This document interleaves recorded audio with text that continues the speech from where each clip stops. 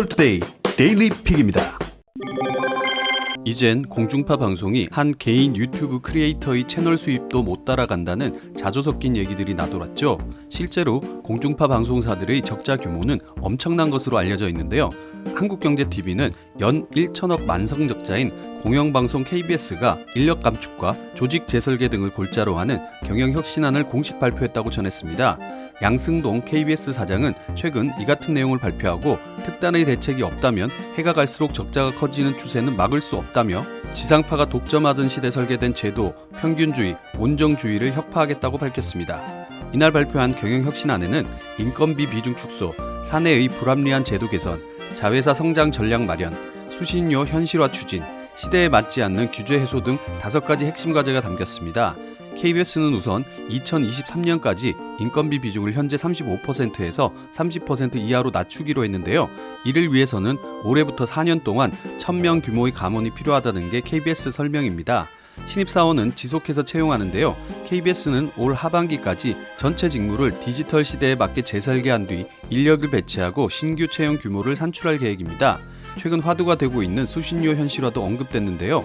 양 사장은 KBS가 명실상부한 국가기관방송이자 공영방송이 되려면 수신료 비중이 전체 재원의 70% 이상 되어야 한다며 수신료 현실화를 추진하겠다고 밝혔습니다.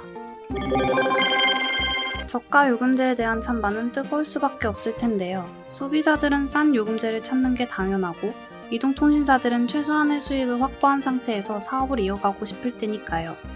아이뉴스24는 정부가 20대 국회 때 처리 못해 폐기된 보편요금제 도입 법안을 재추진하고 나서면서 논란이 재가열될 양상이라고 전했습니다. 이동통신사는 물론 가격 경쟁력 악화를 우려하는 알뜰폰 업계 비난의 목소리도 커지고 있는데요. 보편요금제는 월 2만원에 음성 200분, 데이터 1기가를 기본 제공하는 저가 요금제 출시를 의무화한 게 골자입니다. 현 정부 가계통신비 인하 공약 일환으로 추진됐으나 업계가 요금 할인을 늘리고 자발적으로 중저가 요금제를 내놓으면서 이에 법제화에는 실패했죠. 더욱이 저가 요금제 출시가 결과적으로 알뜰폰을 더 악화시킬 수 있다는 우려도 있었습니다. 통신업계는 5세대 통신 5G 투자 부담 증가, 신종 코로나 바이러스 감염증 여파 등으로 수익성 하락 등을 겪고 있는데 생태계를 죽일 참이냐며 한 목소리를 내고 있다고 합니다. 특히 알뜰폰 업계는 가격 경쟁력을 잃게 될 것이라는 우려의 목소리를 내고 있으며 정부가 알뜰폰 활성화 대책 마련에 나선 가운데 다른 한쪽에서는 이 같은 보편요금제 추진 등 엇박자를 내고 있다는 지적입니다. 정부가 디지털 뉴질 시대의 핵심 인프라인 통신산업에 대한 전략과 비전 마련에 실패하고 있는 것 아니냐는 말까지 나오고 있는데요.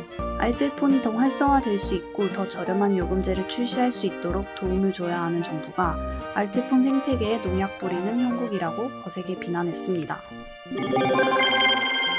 전 세계가 코로나19 치료제 개발에 관심을 기울이고 있는 상황이죠. 한국경제는 뇌질환 신약을 개발하는 국내 바이오 기업들이 주목받고 있다고 보도했습니다. 그동안 제대로 된 국내 신약이 많지 않았던 뇌질환 분야에서 SK바이오팜이 성공 가능성을 증명한 데다 약물 전달 기술 등 기술력으로 무장한 회사들이 등장하면서이죠.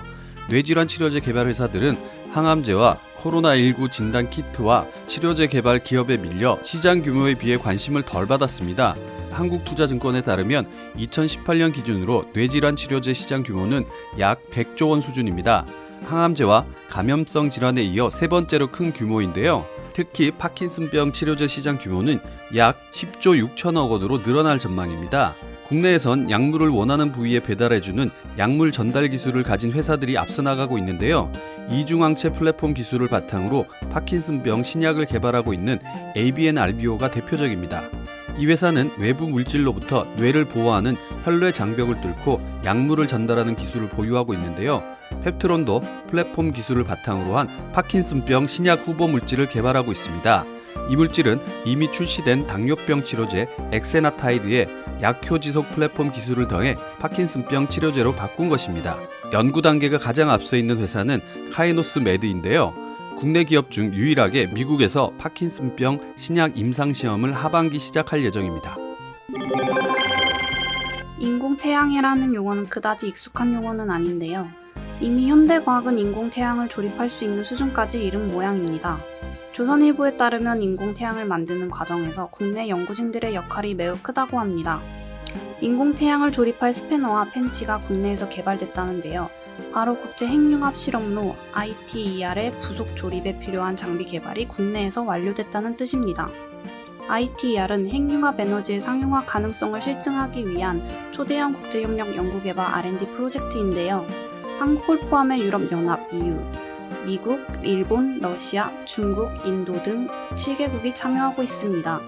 인공태양을 만들기 위해서는 특별한 조립 장비가 필요합니다. 조립 장비는 ITER 장치 조달품 중에서 설계와 제작이 가장 까다로운데요. 그 조립 장비 설계와 제작을 한국이 주도했습니다. 국내에서 만든 44종이 제작 비용과 중요도의 90%를 차지한다고 하네요.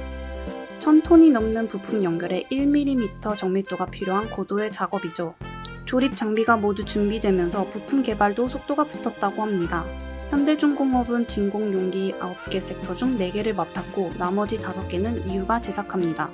현대중공업은 진공용기 조립 설치의 기준점이 되는 6번 섹터를 최근 완성했습니다. 이 섹터 6번은 이번에 조립 장비들과 함께 28일 프랑스로 운송됐고 국내 연구진은 나머지 3개 섹터를 2023년까지 매년 1개씩 만들 계획이라고 하네요. 최근 롯데리아가 버거 접습니다라는 포스터를 내놔 많은 궁금증을 자아냈었죠. 햄버거 파는 회사에서 버거를 접는다고 하니 그럴 수밖에 없었습니다. 한국경제TV는 롯데리아가 새로운 형태의 접어서 먹는 폴더버거를 출시했다고 보도했습니다. 기존 버거와는 다르게 형태의 차별화로 개발되어 접어서 깔끔하게 한 손으로 들고 먹을 수 있다는 것이 특징입니다. 이 폴더버거는 총 2가지 맛인데요. 단짠 맛의 소스에 모짜렐라 자연치즈가 풍부하게 토핑된 폴더버거 비프, 달콤매콤한 소스에 핫치킨 토핑을 더해 화끈한 매운맛을 즐길 수 있는 폴더버거 핫치킨으로 모두 5,700원입니다. 롯데리아는 7월 한 달 동안 폴더버거 세트 구매 시 100% 선물 당첨권을 증정하는 프로모션을 진행하는데요. 1등은 폴더블폰, 2등은 블루투스 스피커 등을 내걸었습니다. 롯데리아 관계자는 이 세 메뉴도 모바일 및 배달 주문도 가능하다고 밝혔습니다. IT 기업들이 전통적인 산업 분야의 기업들을 뒤로하고 소위 IT 공룡들로 불리고 있는데요. 동아일보는 667조 원을 손에 쥔 IT 공룡들이 스타트업을 쓸어담고 있다고 보도했습니다. 증강현실 웨어러블 기기 제조사인 캐나다 기업 노스는 손쉽게 벗고 쓸 수 있는 안경 형태의 획기적인 증강현실 글라스 신제품을 개발했지만 자금줄이 말라 있었습니다.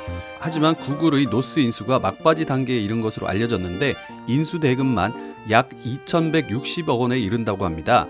구글은 올해 들어서만 성장성 있는 정보기술 업체 3곳 이상을 사들였는데요. 국내외 IT 기업들이 코로나19 이후 신성장 동력 발굴에 적극 나서고 있습니다.